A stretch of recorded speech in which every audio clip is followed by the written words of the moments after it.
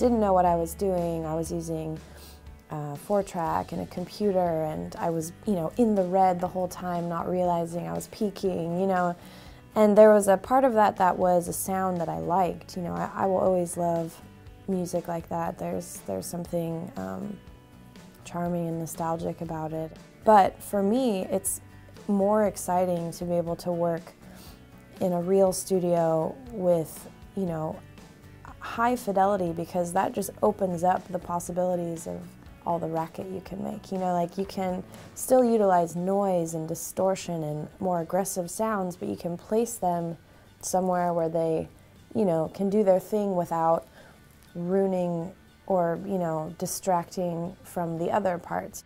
Our new record is called Only in Dreams, and we recorded it last January in Los Angeles as a full band, about a week in the studio.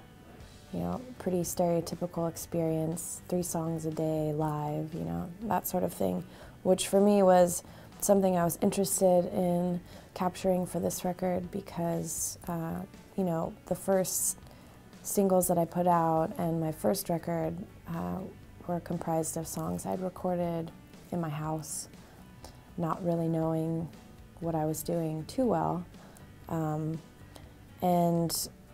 We've become a band since then. So I wanted this new record to reflect the kind of band that we'd turned into after, 2 years of a lot of hard work. And I feel like the EP that came in between was a nice sort of stepping stone. If you had only heard the first record and then heard this record, I feel like sonically it would shock you because the fidelity is much higher, actual engineers recorded it.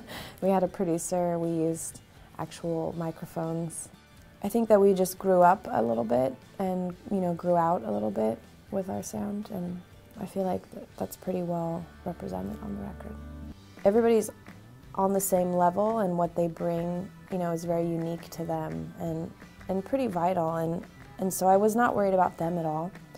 And I wasn't worried about the band, so for me it was, it was enjoyable to sort of sit back and just sing, my heart out basically, and not have to worry about other things. And I think that, we definitely tried out everybody's ideas, and for the most part they were always really, really appropriate and always improved the songs. And that's a great feeling to be like, oh, that's such a good idea. I'm 100% confident I would not have had that idea, but it's really great that I work with people that have ideas that fit so perfectly with what I'm doing. It definitely was a very bad year, and so, I'm the kind of person that I can't help but write about, whatever is eating my mind up at the time. So I think that it was definitely therapeutic to, have an outlet for, a lot of these emotions I was struggling with, especially because I'm a pretty introverted person. I don't talk a ton.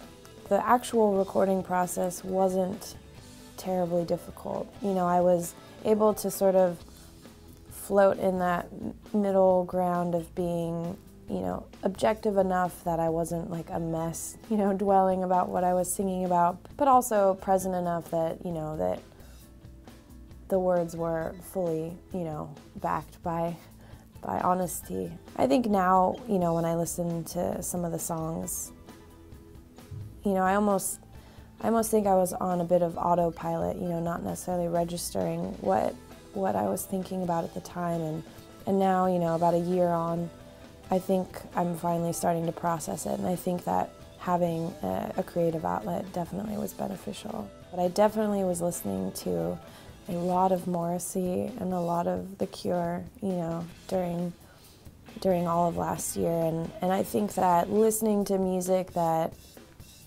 is very emotional and, kind of sparks an emotional reaction in me was somewhat therapeutic as well, because I was not really dealing, you know, with what was going on, and so to be kind of, you know, sparked, to feel something, you know, like I've talked to a lot of people that have dealt with something similar, and you kind of go from being hyper aware of reality to being like pretty numb and unaware of what's going on. And so I think that, you know, I maybe unintentionally was trying to stay present in the moment.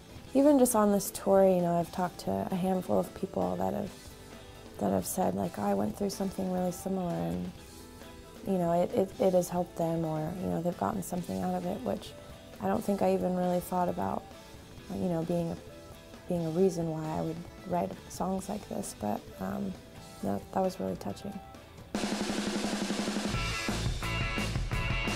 I love, you know, the visual aspect of being in a band and making music.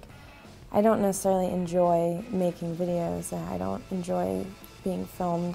You know, but, you know, I think that it's important, and obviously, like, our band has a very strong aesthetic when we perform, and it's sort of a trust thing, you know. It's like I try to spell out, you know, what I'm looking for and make sure it's in line with what we are, and then I kind of let them do it. But the Bedroom Eyes video was the first, like, in a studio for a whole day sort of thing, and it felt really kind of funny, but, you know, I think it turned out cool. But yeah, not my forte, really.